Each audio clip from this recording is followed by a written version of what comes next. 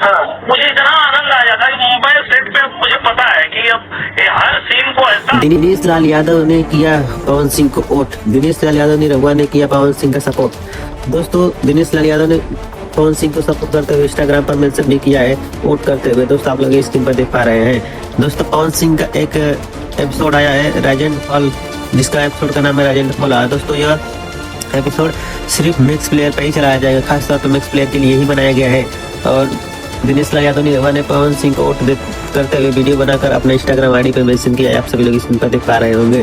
दोस्तों अगर आप भी पवन सिंह के फैन हैं, आप भी पवन सिंह से प्यार करते हैं, अगर आप भी पवन सिंह को वोट करना चाहते हैं तो आप इस वीडियो में देख सकते हैं कैसे वोट करना है। मैक्स प्लेयर में जाना है, एपिसोड के बगल में आप लोगों को वोट करने का ऑप्शन दिख जाएगा। पर आप लोगों के फोन में मैक्स प्लेयर में अगर वोट करने का ऑप्शन नहीं दे रहा है तो आप लोग मैक्स प्लेयर को अपडेट करिए, फिर ऑप्शन देने लगेगा।